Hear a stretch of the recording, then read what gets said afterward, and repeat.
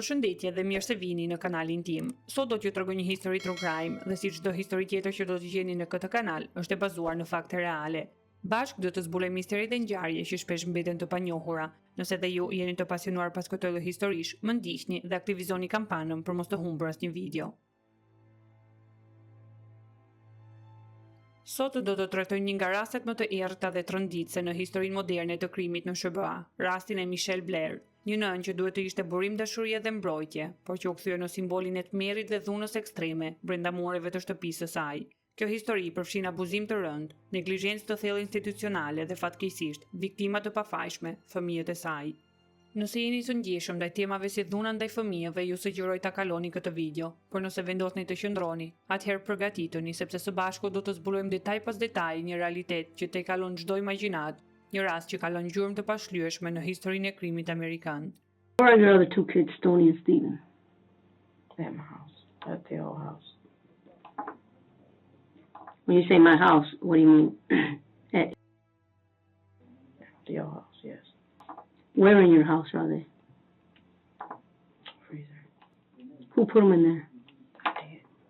Në vitin 2015, Michelle Blair ishte 35 vjeçe, jetonte në Detroit, në një apartament modest, së bashku me 4 fëmijët e saj. Vajza e madhe, Gabrielle, ishte 17 vjeçe, Stoney, 13 vjeçe, Steven, 9 vjeç dhe Matthew, 8 vjeç. Jeta e saj nuk ishte qenë kurrë e lehtë, por në ato kohë gjërat kishin arritur në një pikë kritike. Ajo ishte pa punë, nuk ishte të ardhurat të qëndrueshme dhe përballej çdo ditë me vështirësi ekonomike të mëdha. Michelle Blair mbijetonte fal ndihmave sociale dhe mbështetjes nga disa programe shtetërore për nëna beqare, por kjo nuk mjaftonte. Faturat grumbulloheshin, ushqimi mungonte, borxhet shtoheshin dhe së shpejti erdhi një njoftim i pashmangshëm. Ajo dhe fëmijët e saj do të dëboheshin nga shtëpia për mos shlyrjen të qeras. Ishte mëngjesi 24 marsit 2015 kur ekipi i shërbimeve të dëbimit u paraqit në adresën e Michelle Blair. Ajo kishte muaj që nuk ishte paguar qiran dhe vendimi për ta larguar nga banesa ishte tashmë zyrtar. Por kur mbërritën, Blair nuk ndodhej në shtëpi. Apartamenti ishte i heshtur, dera u hapa rezistencë dhe punonjësit nisën menjëherë procedurat standarde, heqjen e mobiljeve, paketimin e sëndëve dhe përgatitjen e hapësirës për një pastrim të përgjithshëm. Gjithçka duke si një dëbim i zakonshëm, dhom pas dhome, sirtar pas sirtari, por në qendër të dhomës së ndenjës qëndronte një frigorifer i bardhë, i madh, i tipit horizontal, një pajisje e zakonshme në shumë familje amerikane e përdorur zakonisht për ruajtjen e ushqimeve të ngrira. Kur punonjësit tentuan ta lëviznin frigoriferin për ta nxjerrë jashtë, ai ishte më i rënd nga ç'duhej. Dyshuan se mund të kishte ndonjë defekt ose ndoshta ishte mbushur më shumë nga ç'duhej me ushqime të ngrira, por kur hapën kapakun për pak sekonda, asnjëri prej tyre nuk tha asgjë. Brenda frigoriferit, të vendosur në mënyrë të ngjeshur, u shfaq një pamje magthi. Trupi ngrirë i një vajze, i mbështjell me një qese plastike të zezë dhe të madhe. Lëkura e saj kishte marrë ngjyrë gri të zbehet, por saj ishte një trup tjetër, këtë herë i një djali të vogël, i mbështjell me një batanie. Trupi i tij ishte po ashtu i ngrirë. Më vonë trupat u identifikuan si Steven dhe Stoney Blair, fëmijët e Michelle Blair. Menjëherë u thirr policia. Ekipi i dëbimit u largua nga vendngjarja. Autoritetet nuk humbën kohë, brenda pak minutash. Lagja u kthye në një skenë krimi. E gjithë ndërtesa u evakua përkohësisht dhe policia nisi kërkimin për Michelle Blair, gruan që sipas dokumenteve zyrtare jetonte në atë apartament bashkë me 4 fëmijët e saj. Në atë moment, askush nuk e dinte ende saktësisht se çfarë kishte ndodhur, por ishte e qartë për të gjithë se ajo që ishte zbuluar nuk ishte thjesht një rast varfërie apo braktisje, ishte diçka shumë më errët. Pas një kërkimi të shkurtër, policia gjeti Blairin vetëm pak metra larg, ndodhej në një apartament brenda të njëjtit kompleks banimi, te shtëpia një fqinji. Ajo nuk ishte vetëm, bashkë me të ishin 2 nga fëmijët e saj, një djalë 8 vjeç dhe vajza adoleshente 17 vjeçe.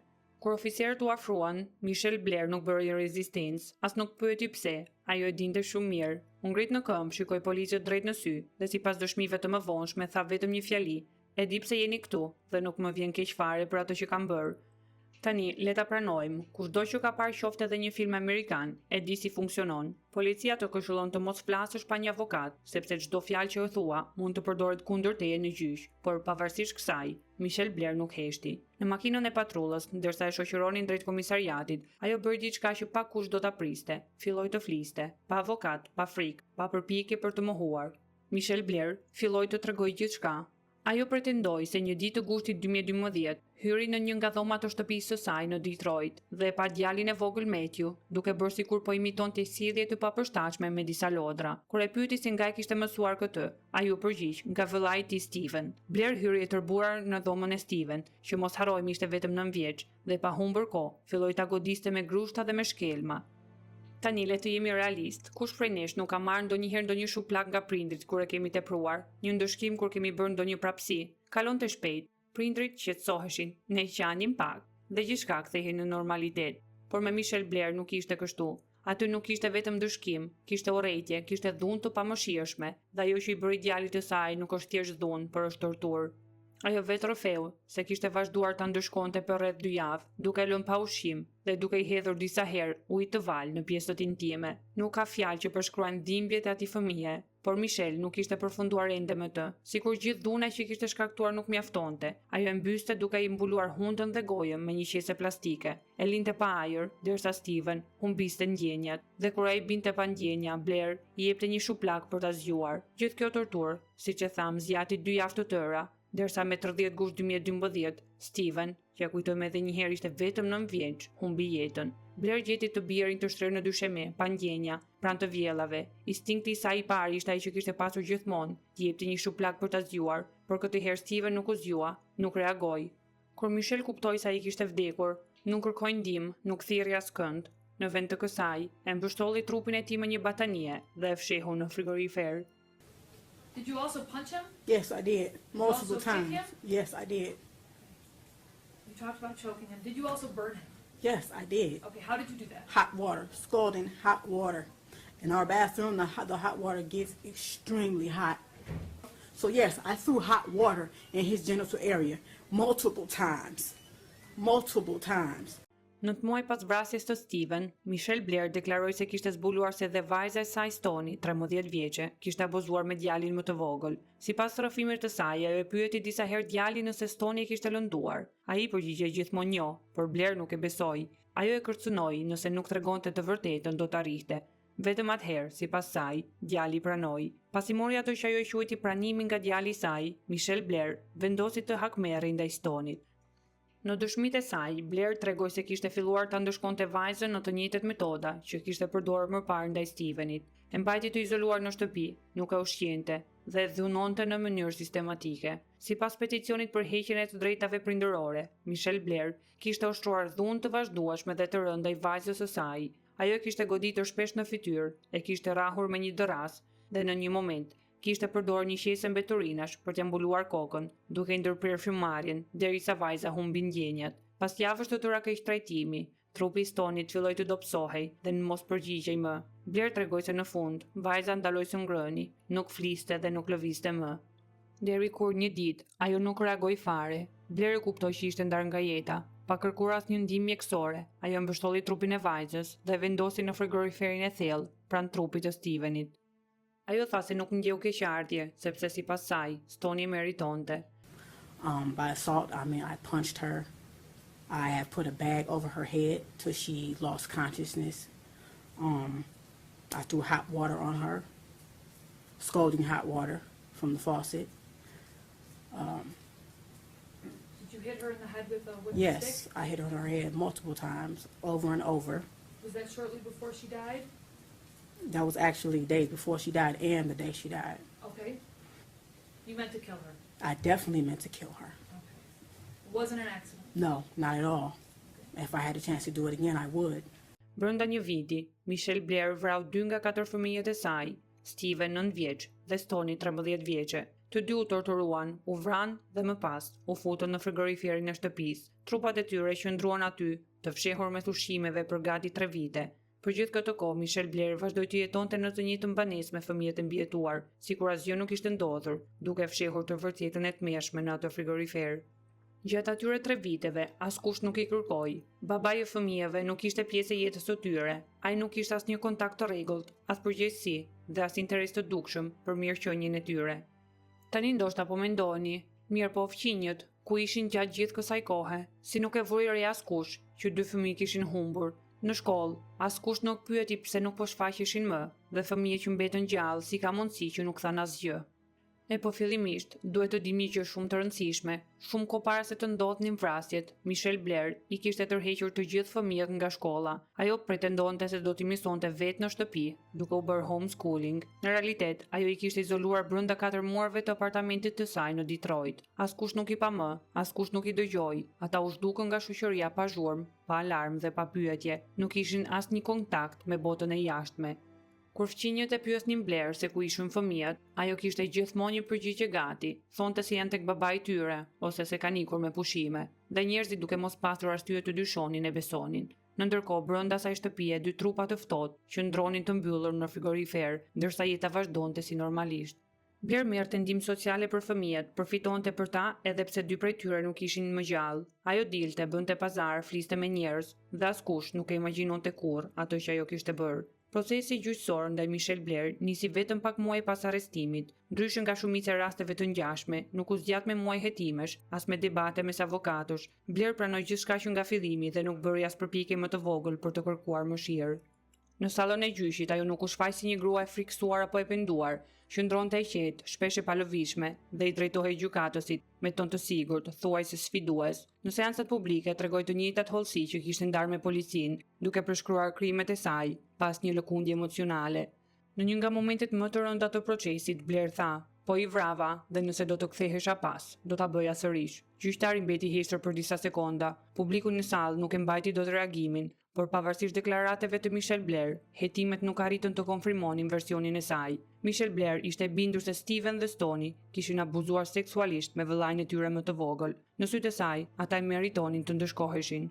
Por sipas prokurores Goldfarb, nuk u gjet asnjë provë që mbështeste këtë pretendim, asnjë ekzaminim mjekësor, asnjë vlerësim psikologjik dhe as intervistat e specializuara me fëmijë që mbijetuan nuk mbështetën asnjëherë ato që Michelle Blair tha.